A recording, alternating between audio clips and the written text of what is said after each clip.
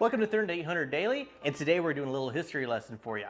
Today we're doing the history of the Grand Prix. How did it start? Where did it come from? Let's get into it. The Grand Prix was a line of automobiles produced by Pontiac, a division of General Motors. They produced coupes from the years of 1962 until 2002. Sedans, 89, 2008. First introduced as a full-size performance coupe for the 1962 model year, the model varied repeatedly in size, luxury, performance during its production. The first generation of the Grand Prix spanned 3 years, from 1962 until 1964, and was an all-new model for Pontiac. Exciting new line of vehicles. The 1962 model year as a performance-oriented Grand Tour coupe with bucket seats, upholstery, nylon loop blend carpeting covered the floor and lower door panels. But under the hood, it had a 389 cubic inch V8 engine with 305 horsepower. It was sold and packaged in 5 different combos. And to put that power to the ground, the 3-speed manual shift was standard, but most Grand Prix were ordered with a Roto Hydromatic, new 3-speed torque converter automatic, shared with the Catalina. Priced at $231, that's $2,300 in today's money, given inflation. The Pontiac Grand Prix had a base trim level called the Model J. The SJ trim designated for Sports J, and the LJ trim was the Luxury J. The Grand Prix B-body stretched to 212.3 inches long and had a 119-inch wheelbase and weighed 3,835 pounds. Pretty close to today's more modern generation, which is roughly 34 to 36. It came with 24 options from the factory, including aluminum wheels, cameo ivory paint, and parchment interior. The 1962 to 1964 Pontiac Grand Prix achieved strong sales from General Motors during its run. The 1963 Pontiac Grand Prix testified to the design brilliance of General Motors. Styling chief Bill Mitchell, an original 62 model, testified to the marketing brilliance of Simeon E., probably saying this wrong, Kunston. We're gonna call him Bunky. The Grand Prix was in fact Bunky's parting gift from after 6 years as division general manager, during which Pontiac Grand Prix rose from 6th in its industry sales to a strong 4th and finally 3rd for 1962, a stellar achievement for a mid-price make. Now, in creating the Grand Prix, Bunky took his cue from the high success of Ford's post-1957 4-seat Thunderbirds. The idea was simplistic itself, by a Catalina hardtop coupe with unique styling touches and a Thunderbird-type bucket seat and console interior. Interestingly, the new model was conceived from the Ventura nameplate, and it effectively replaced that slow-selling Catalina-based series. But Grand Prix was an inspired choice from its heroic images of Formula One competition. And of course, its literal French meaning, Grand Prize. After making its stomp in history, the second generation spanned from 1965 to 1968. The performance increased even more from the first generation. The 389 cubic inch and 421 cubic inch V8s lasted until 1966, when they were replaced with larger, bigger 400 cubic inch and 428 cubic inch V8s. Horsepower was about the same, but enthusiasm and sales actually declined in the middle of its production cycle. The Grand Prix still rode on the same B-body platform, and for 1 year in 1967, a convertible was available. But don't get discouraged, because there are still 5 more generations to go. Now, after 7 years, Pontiac started switching things up for the Grand Prix. The 3rd generation Pontiac Grand Prix. It started its journey in 1969, nice, and spanned through 1972. It transitioned from its B-body to the all-new G-body platform, coming in at 210 inches long with a wheelbase of 118, a little smaller than its predecessor, was now a mid-sized Grand Tour.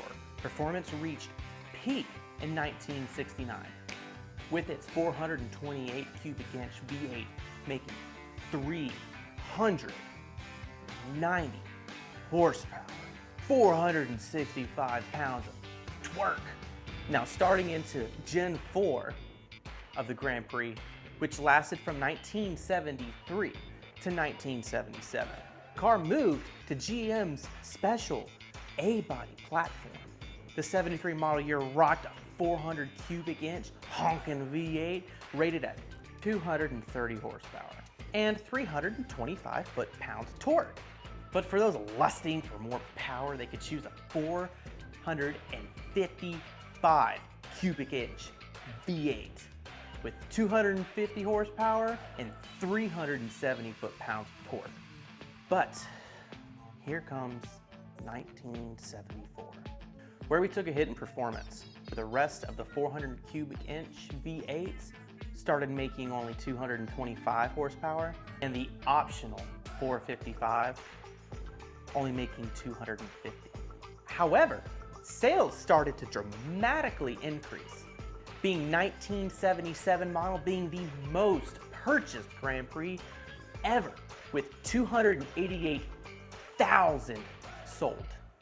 Now the fifth generation of the Pontiac Grand Prix was where things really started to change. From 1978 to 1987, it started on the A-body platform, but moved to the G-body in 1982.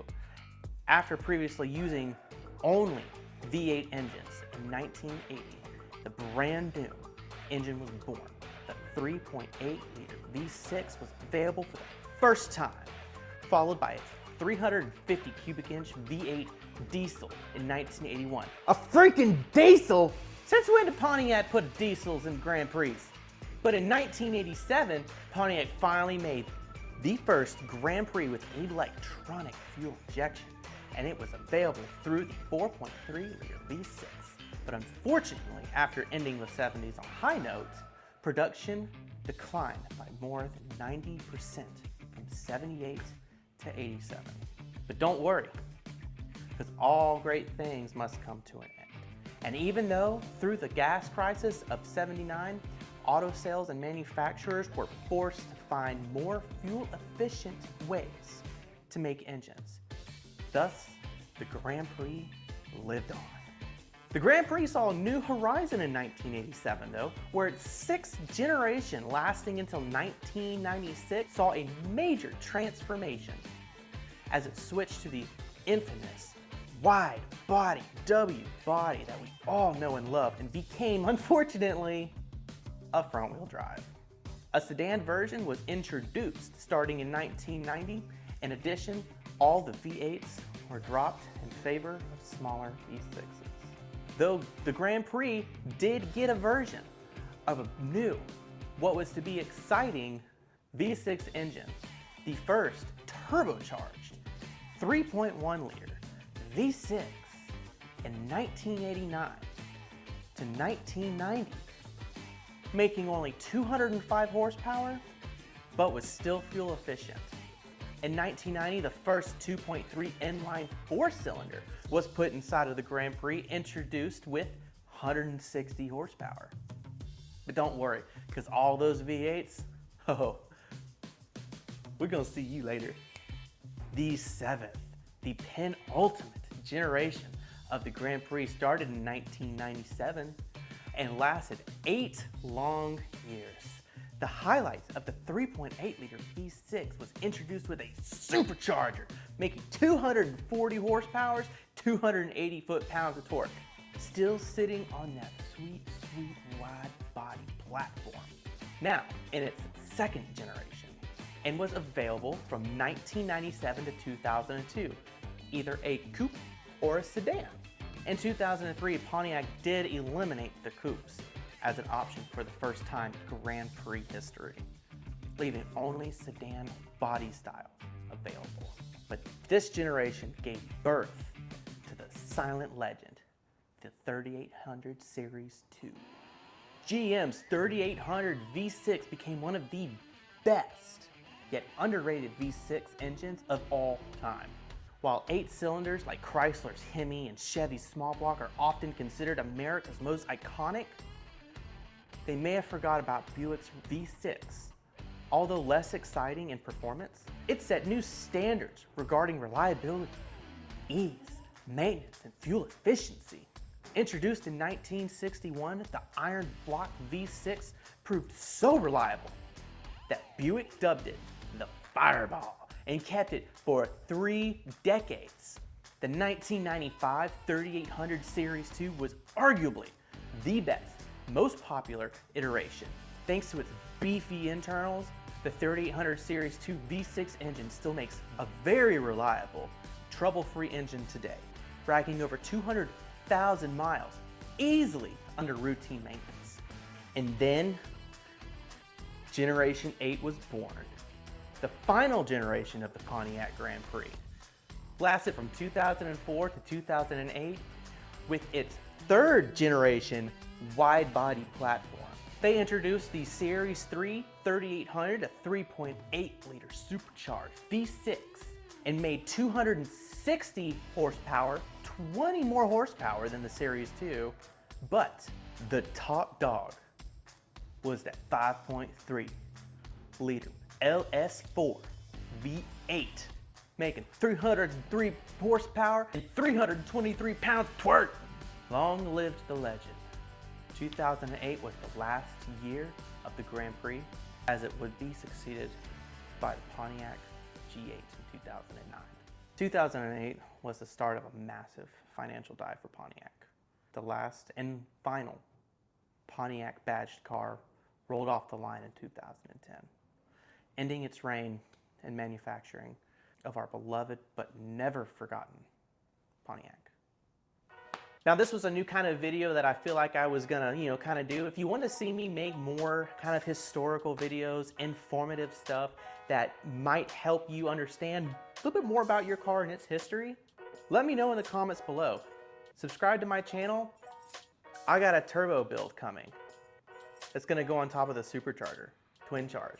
Oh yeah, we're about to put the order in for the turbo and about to do the install for you guys. So keep an eye out for that video. Until then, drive easy.